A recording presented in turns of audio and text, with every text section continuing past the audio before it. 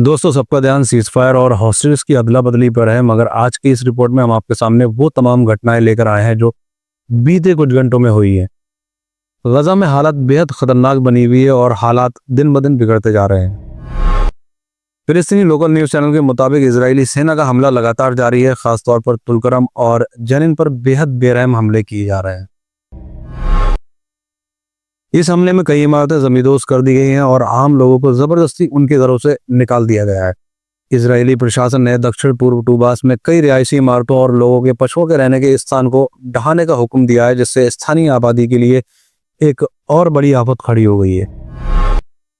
गजा में पोलियो के खिलाफ नए वैक्सीनेशन मुहिम की शुरुआत की गई है, जिसका मकसद बच्चों को इस बीमारी से बचाना है। गजा में बिगड़ते हालात के बीच एक राहत की खबर है, लेकिन सहूलतों की भारी कमी इस मुहिम को भी कमजोर कर सकती है।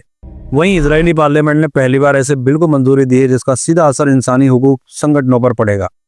इस नए कानून के तहत उन संगठनों पर पाबंदी लगाने का प्लान है जो इजराइल के खिलाफ आवाज उठाते हैं या फिलिस्तीनी आवाम की मदद करते हैं।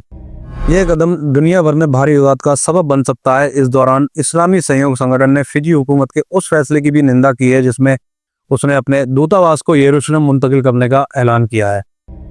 वहीं अगर सोशल मीडिया प्रतिक्रियाओं की बात करें तो वहां पर बेघर लोगों की हालत को लेकर गहरा गुस्सा देखा जा रहा है। फिलिस्तीनी शरणार्थी कैंपों में हालत दिन ब दिन बदतर होते जा रहे हैं।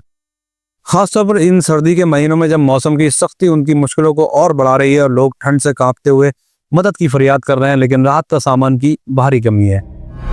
हमारा सब कुछ तबाह हो गया, हमारे घर, हमारी जमीन, हमारा रोजगार सब बर्बाद कर दिया गया। अब हमारे पास कुछ नहीं बचा। बस यही सोचते रहते हैं कि अब कहाँ जाएं। मेरा शौहर अंधा है, बीमार है, कुछ भी देख नहीं सकता और हमारे पास पैसे भी नहीं है कि हम खाना भी खरीद सकें। गैस लेने गई तो मुझे 220 शेकल मांगे गए। अब बताओ मेरे पास इतने पैसे कहाँ से आएंगे। अब हम बस अल्लाह पर ही भरोसा कर सकते हैं। हम यहाँ महीने भर से बिना गर्म कपड़ों के हैं। बच्चों के पास पहनने को कुछ नहीं है। सर्दी बढ़ती जा रही है और हमारे पास कुछ भी नहीं है जिससे हम उन्हें गर्म रख सकें। गजा के बेघर लोग अपने घरों के मलबों में अपनी यादें तलाश कर रहे हैं, जिन घरों में कभी उनकी खुशियां बसी थी। अब वहाँ सिर्फ खंडर बचे हैं। उनके पास न रहने की कोई जगह है और ना ही कोई बुनियादी सहूलतें हैं। अंतर्राष्ट्रीय संस्थान इन शरणार्थियों की मदद करने की लगातार अपील कर रही है, लेकिन अब तक हालात में कोई बड़ा बदलाव नहीं आया है। जब बमबारी शुरू हुई थी तब हम किसी तरह जान बचाकर यहाँ से भागे थे। गोलियां और बम हमारे सिर के ऊपर से गुजर रहे थे। हमने उम्मीद की थी कि जब हम वापस आएंगे तो हमारा घर वैसे ही मिलेगा जैसा हमने छोड़ा था, लेकिन जब लौटे तो वहाँ सिर्फ मलबा पड़ा था। अब हम अपने बच्चों के लिए कपड़े भी नहीं जुटा पा रहे। सब कुछ खत्म हो चुका है। गजा में हालात इतने खराब है कि लोग अपने बच्चे कुचे सामान से ही कुछ नया बनाने की कोशिश कर रहे हैं। रमजान का महीना करीब है और लोग लालटेन बनाने की कोशिश कर रहे हैं ताकि माहौल में थोड़ी रौनक लाई जा सके। लेकिन इस बार इन लालटेनों का उत्पादन भी बहुत कम हो गया है क्योंकि जरूरी सामान ही मौजूद नहीं है।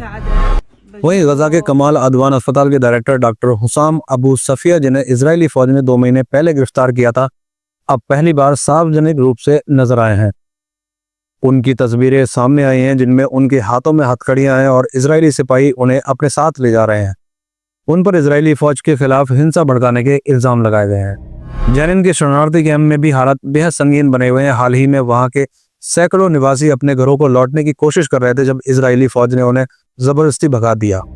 गजा में अब तक 100 से ज्यादा बच्चों के अंग काटने पड़े हैं। इलाज के लिए सहूलतों के सामान की भारी कमी की वजह से डॉक्टरों के पास अंग काटने के अलावा कोई रास्ता नहीं बचा। ज्यादातर बच्चे बिना नकली अंगों के ही जीने को मजबूर हैं। वहीं सोशल मीडिया पर एक पोस्ट को शेयर करते हुए कहा गया कि गजा के बच्चे दुनिया में सबसे ज्यादा जुल्म झेल रहे हैं। उनके पास न खाना है, न पानी, न दवा, उनके पास सिर्फ तकलीफ है। गजा इस वक्त तारीख के सबसे बड़े बहरानों में से एक का सामना कर रहा है, लेकिन इन सब के बावजूद भी वहाँ के लोग अपनी हिम्मत को बनाए रखने की कोशिश कर रहे हैं। दोस्तों, आज की इस रिपोर्ट में हमने आपके सामने वो तमाम अहम वाकयात और रद्द-ए-अमल पेश किए जो इस मुसीबत के वक्त सामने आए। हम उम्मीद करते हैं कि आलमी बिरादरी जल्द ही इस संगीन हालात को रोकने के लिए कोई ठोस कदम उठाएगी। फिलहाल के लिए बस इतना ही। हम फिर लौटेंगे नई मालूमात के साथ। तब तक के लिए खुदा हाफिज।